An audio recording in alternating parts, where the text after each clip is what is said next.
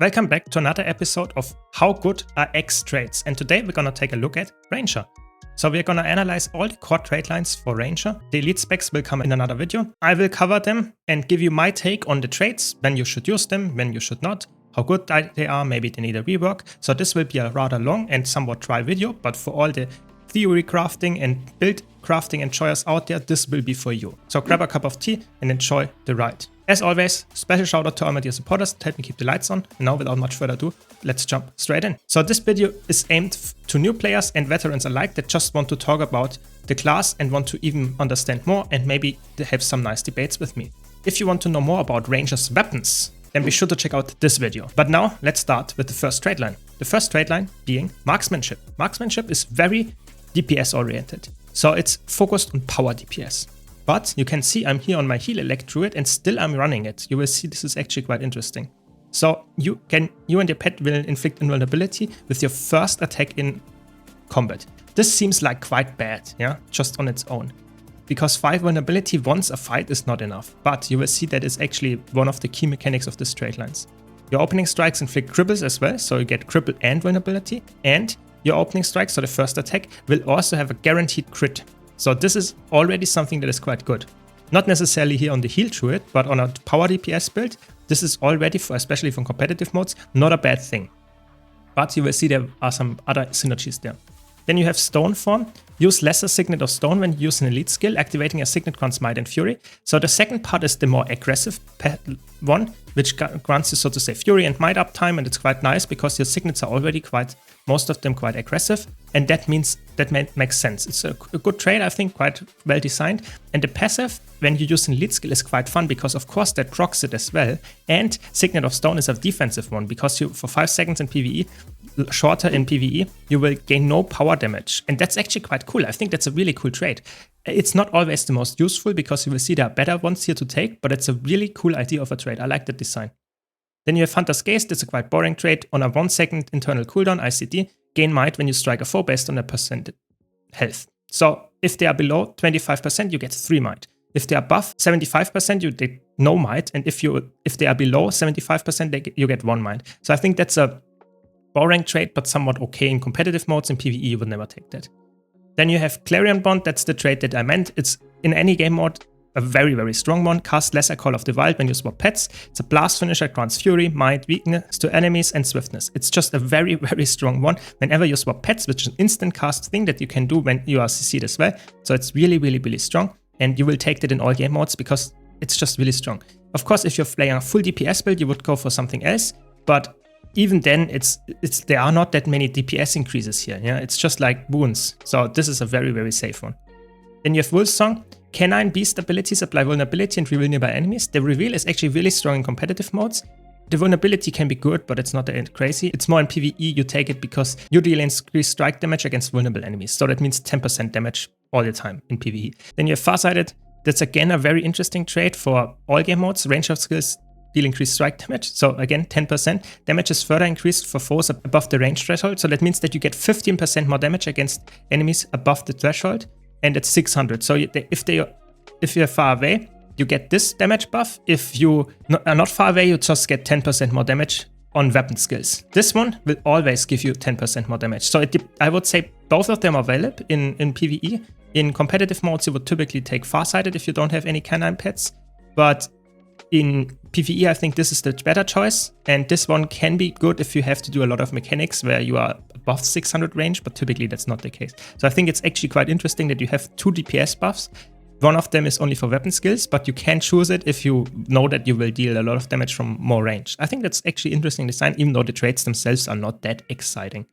And then you have Moment of Clarity. Gain an attack of opportunity for you and your pet on interrupting a foe. Days and stun durations that you inflict last longer. That's the major trait why you take this here on a healer, because it increases the CC that you output.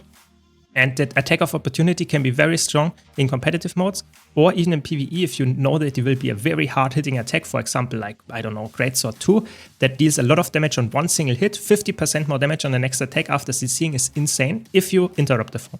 So that can be quite strong in competitive modes. But in PvE, you take it for the CC typically. Then you have Predators as Onslaught. You and your pet deal increased strike damage. Just 50% more damage to disabled, defiant, or movement impaired foes. Should be always the case in PvE if you're fighting a boss or something. So it's a 15% damage increase, makes sense. In competitive modes, it's more like it can be good, but it doesn't need to be. It depends on the foe. So I think it's makes sense. It's a good trait, but it's not the most exciting one. Then you have that one is regain opening strike when you gain fury. Opening strikes deal more damage. So that means every time you get fury, you will get your crits, guaranteed crit back, your cripple and your vulnerability application, and they deal 25% more damage. And you can get a lot of fury. You see fury, and that's already like 2 sources of fury, potentially, one of them at least. And that means that you just have, and there are a lot of other fury things and traits on Ranger, so it makes a lot of sense to take this. It's very strong in competitive modes. In PvE, not that necessary. And then lead event, that's a really fun one with the longbow. Your longbow and harpoon gun skills pierce and recharge faster, point blank shot grants boons. That's really fun. They really wanted to really buff longbow quite hard. Maybe with gale shot that will be very strong, but for now it's a trait that is maybe in PvP, but other than that you will not run it, sadly. In competitive modes it's decent, but in PvE you would maybe in a solo build, but come on. Typically this is just really good in competitive modes, and that's really good in PvE. Like 15% damage loss for this one, I'm not sure. But still, interesting trait line. Not too exciting traits, but strong traits nonetheless. Next up, we have Skirmishing. Skirmishing is all about critting and condition application. So gain swiftness when swapping weapons in combat, makes sense, just a nice movement speed buff. Then gain fury when swapping weapons, this is one of the traits I talked about, easy access to fury. And then you have Hunter's Tactics, you deal more damage and have increased chance to critically strike while attacking from behind or the side, or when striking in defiant foe. So the last part is the most important one, because that means in PvE it's always the case if you fight a boss. 15% more damage, just straight up, really good. It's like a minor trait and you get 15% more damage, and your critical strike chance is 10% higher. I mean, it's really, really strong for a minor trait especially. In competitive modes, yeah, can be good if you can flank, but it's not always the case. Then you and your pet have a chance to cause bleeding crits, 30% chance to cause bleeding. It's on a Condi build, obviously always taken if you have some crit chance or some fury. In competitive modes, not that crazy.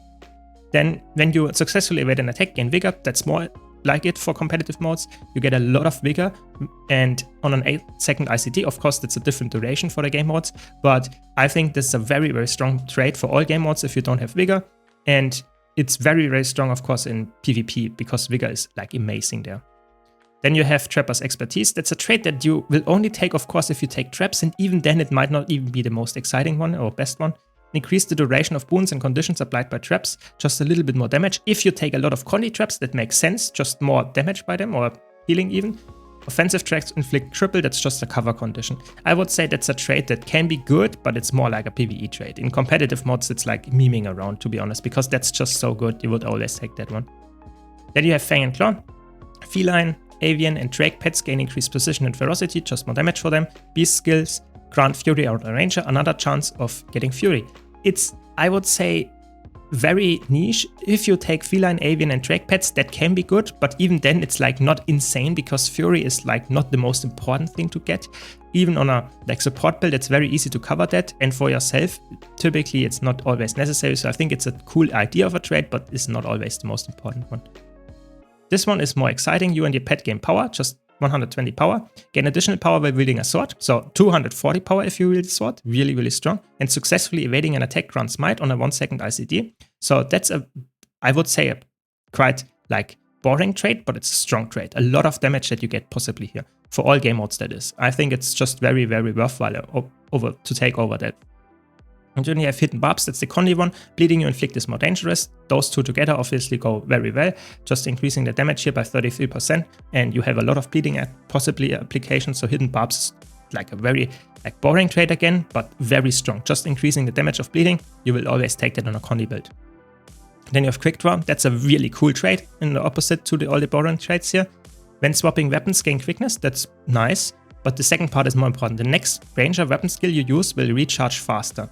It will recharge 66% of the weapon skill when you use it. So if I weapon swap while on my other weapon set here and swap to staff, then use my Sublime conversion, it will have a way shorter cooldown, like 66% reduced when I use it. So I can almost use it almost twice. That's really, really cool, and a really cool idea, especially in PvE that can be useful a lot for a lot of builds. In competitive modes, it's more like gimmicky because you have to think a bit more about it to make it work, and you might not be able to think about it that much if you are in the heat of combat, but I think it's a really cool trait. It's a lot of fun, especially with the quickness on top of that. Then you have light on feet. That's like a condi trait all the time. It's really good. On dodge, your conditions last longer and grant more damage. Your arrows pierce, and the duration is 10% increased, like I said. The damage is increased by 10%, and it's like a lot of damage, yeah. And the attacks from behind, flanking, or against defined foes are improved. So short, it's like very, very good if you take shortbow, and even without shortbow on a condi build, you will take this trait because it's like a 10% damage increase and duration increase if you dodge. It's really strong, and it recharges the boost of shortbow skills. It's like very overloaded, this trait, very strong on shortbow, but even on non-shortbow condi builds, very good for all game modes. And then you have Vicious Quarry. Fury grants ferocity and additional increased critical strike chance.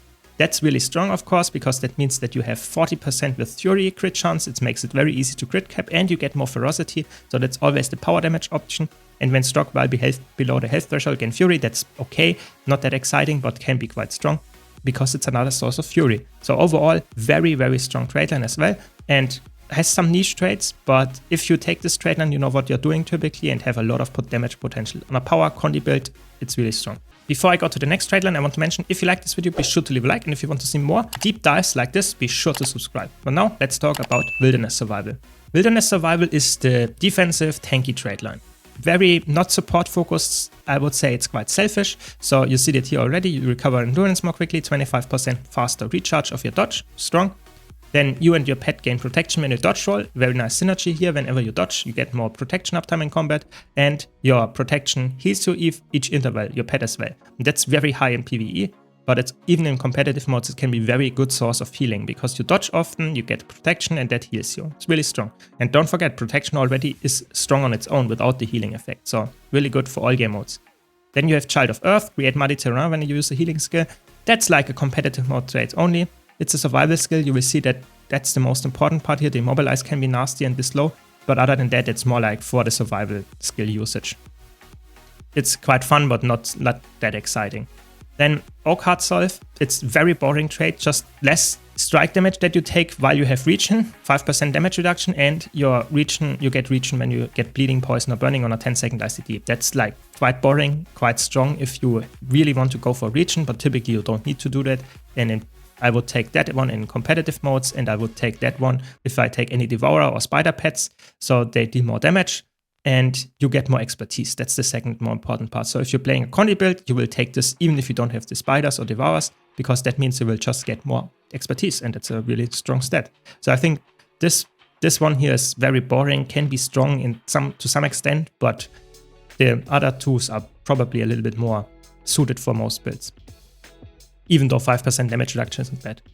Then you have ambidexterity, gain condition damage, and gain condition damage while wielding a torch, dagger, or mace. So just a lot of condition damage, and your torch and dagger skills recharge faster. The fun thing is you can have dagger in main and offhand, and then it applies to both of them. So really, really strong. You get a lot of damage and a lot of faster skill usage, so it makes sense that you take that on a condi damage trait. It really, really strong trait. Then you have Survival Instincts, really good trait for competitive modes. You deal more damage, you get less damage depending on health, and it's really, really strong. It's not as exciting a trait, but it's very strong in terms of like damage and damage reduction. It's really, you will always take that if you're playing a power build, makes sense. And then you have Empathic Bond. That means remove conditions when you swap pets, in combat only, but 2 conditions removed when you swap pets. That is very strong. Your pets swap is a very important thing to have, and if you need a lot of condi cleanses, especially in competitive modes, that's a very worthwhile trait to take. If you don't need that, you can go for the condi damage option or the power damage option. You can see those are like very clear to what you want to fill, and I think they all have their value. Then you have Carnivore. That's a very, very strong trait in all game modes. Steal health from enemies when you or your pet disable them. So on a quarter of a second cooldown, you will steal health and deal them damage, and the damage is very high in PvE, and even competitive modes, the healing and damage can be very, very nasty. You heal for that amount. It's insane. And you can have a lot of disabled, especially on Druid, but there are even other builds that run it like crazy, like Untamed and stuff. You can get a lot of healing from that. And the cool part is you don't have to be a power or a condi build, because this is like a rather fixed number. It doesn't change that much. It doesn't scale that well with power. So if you're playing a Condi build and take the trait, you still get a lot of healing from it. Typically you would only do that in PvE, but still, really good. Then you have Wilderness Survival. That's the trait that I was talking about. Survival skill grants Fury and remove conditions. If you now take the Child of Earth trait, you will also get this from using a healing skill. So if you, for example, use your Trolls Untrained, you get the survival skill from that one, cleanse 2 Condis and get the Fury. And if you take the Child of Earth trait, you will do that again. So this can be very, very nasty if you need a lot of Condi cleanses and get some Fury on top of that. So very defensive trait for competitive modes mostly. And then you have Poison Master, obviously very strong on Condi build, 25% more Condi damage on poison specifically. And your next peg attack will inflict poison after using a Beast ability. That's okay, but it's more like for the 25% increase on Condi damage, especially on Soul Beast, very, very potent. Let's now talk about Beastmastery. Beastmastery is focused on who thought, yeah, the beast and your pet. So it can be very supportive or can be damage focused. So you get more attributes to your pets and the pet skills gain charge reduction. So very strong overall. If you run your pet for a main damage source for whatever healing or damage, it's a very good thing already. Then while your health is above the health threshold, your pet dealing increased strike damage, your pet swap gains recharge reduction. So the recharge reduction is probably the more important part here. Damage increase to a pet can be good, don't get me wrong, but it's not the most important part because you really want to pet swap and proc all the traits if you run this trait line typically, so it makes sense to reduce the recharge of it. Your pet moves faster and deals more damage on critical hits. That's a big damage increase and it moves faster, so it's already like the pet is giga buffed with just the minor traits here. And if you want to focus more on your pet dealing damage than you, this is the trait line for you. Then go for the eyes. Nearby phones are blinded by beast abilities. That's only competitive mode traits, and even there it's like somewhat niche. It's just a blind on a 12-second ICD. So it can be good, but it's really niche and you have to know what you're doing to make that work. This radius is rather small as well. You and your pet each gain might to the other when critically striking a foe. This is on a 1-second ICD, so it can easily stack up a lot of might here. I think this is a trait that is quite boring, but can be quite strong if you have a lot of fast-hitting attacks, and the pet has that as well, so you can stack up some nice might to each other. But again, those two are quite niche. The last one is more important, I would say. If you run any shouts, or commands are they called on Ranger, you apply bonuses, boons to allies and yourself. So region and swiftness, very, very good boons. Especially the swiftness can help to just run around faster. If you're playing a support build, you always take that. If you're playing even a DPS build in competitive modes and have some commands, that can be very worthwhile as well. Just some passive sustain and movement speed increases. So those 3 traits, not the most exciting ones or broken ones, but still okay. Then you have this one, beast abilities inflict weakness on those struck. This is a very nasty condition weakness in competitive modes, so I think this looks not that strong, but it's very good in competitive modes. Because this effect will only occur once on each target struck by an ability, so if you have multi-hit, it will not attack. But if you have a short cooldown ability for the beast skills, that can be very nasty and apply a lot of condis on top of the weakness, and then you can have a cover quantity that is quite strong. So I think very, very good, even though it doesn't seem like it. In competitive modes, of course, only. In PvE, not. Then you have two-handed training, greatsword and underwater spear skills deal more damage, 10% more, and recharge 20% faster, gain fury and disable a foe. This is obviously really well. With the synergy of Ranger again, a lot of fury access, more damage on greatsword. It's not, sadly, the best weapon anymore, but I think it's still a fun trait and really strong in that regard, if you run greatsword. Then you have your pet recovers health each interval. This is just very boring. Your pet gets some big region here, but it's not insane. It's like if you don't want your pet to die, I guess, but it's really not that exciting. You can make some fun things here with Beastmastery and Soul Beast, but we will cover this a little bit more in the Elite Spec trait section of the upcoming video. And this one is also not to be underestimated, because sadly, this is in a trait line that is not as easily accessible if you're playing power build, but if you're playing some kind of bruiser build in competitive modes, that can be a very good source of fury if you run greatsword, or any weapon actually. So keep that in mind. Then you have Beastly Warden, very, very nasty trait. Abilities, beast abilities, taunt nearby foes. Ursine and Porcine pets deal increased damage and have their health increased. They get 100% more damage, 50% more health, so they are like a giga raid boss. It's really good, and the taunt can be really nasty. If you land that on a foe in competitive modes, oftentimes they are dead after that if they don't have a stun break. So really, really strong competitive mode trait only though. Then you have Zephyr Speed, cast lesser quickening Zephyr when you swap pets. Obviously, that's a very strong trait for quickness and some super speed. And again, you see the swap weapon or the pet swap here with the recharge reduction makes a lot of sense to cast this even faster. So I think that's really, really good and really, really like strong trait in all game modes. And then you have Honed Axes. That's a really good damage trait. You would take that, of course, if you run a lot of axes, but even if you don't run them, you and your pet gain 120% ferocity. And if you have axes, like I said, you get even more, 240 then, and you have recharge reduction on X skills, and you can run it in main and offense. So that's a very, very good trait if you're playing Power X specifically. If you're playing a Condi build, of course, that's not as important. The recharge can be good, but the ferocity is really, really strong in a power build.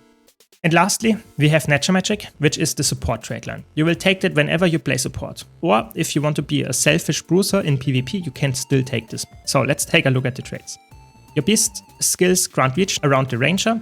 That's a very easy upkeeping. You can see with the boon duration that I have, it's almost 100% uptime already of reaching. And you can spam that, of course, very easily. And it's a nice passive healing trait. Yeah.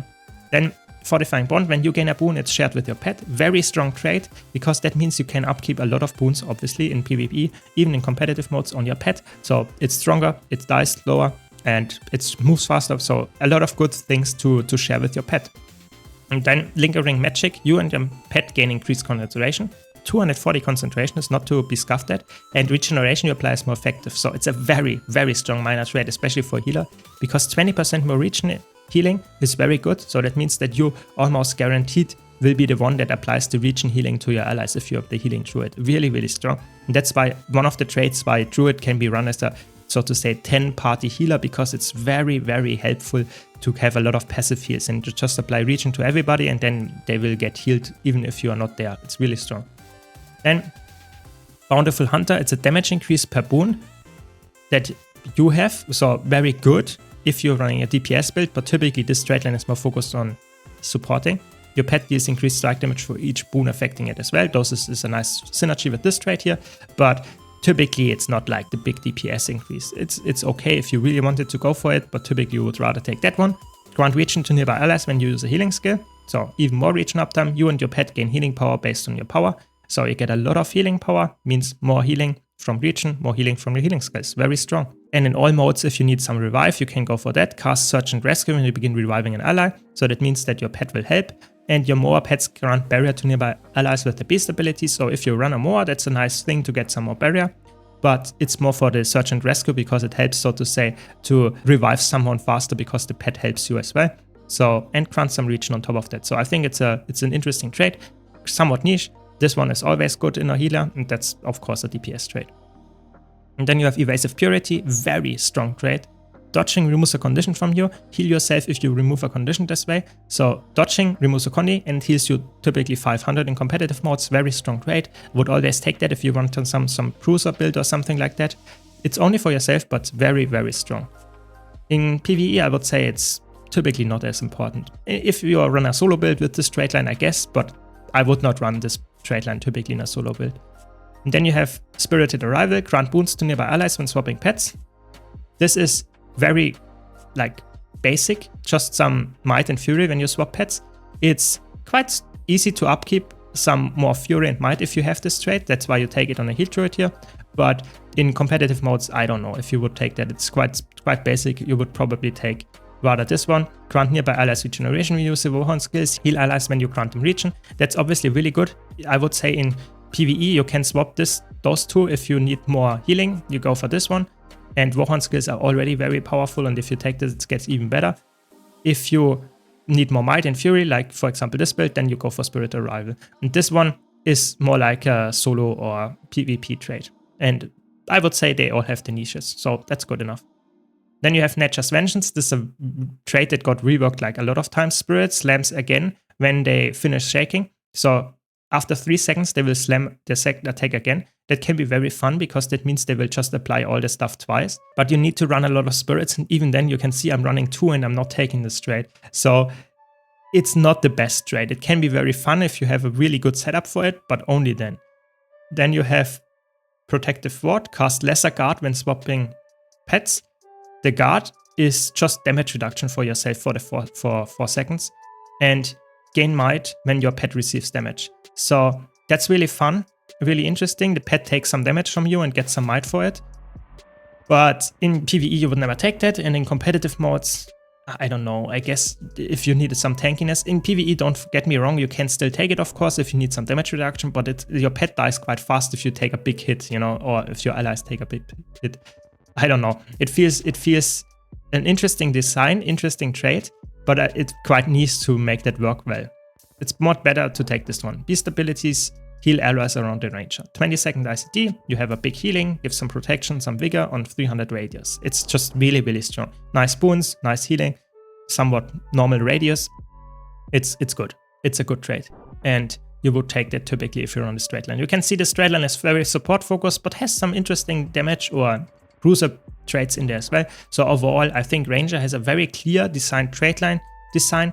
And I would say overall, medium to good traits, and I think Gale Shot and all the other lead specs definitely make a very good use out of that. So if you enjoyed this video, be sure to leave a like. If you want to see more content like this, don't forget to subscribe. Let me know your takes in the comments down below. Thanks again to all my supporters, and thank you all for watching, and I hope to see you all in the next video.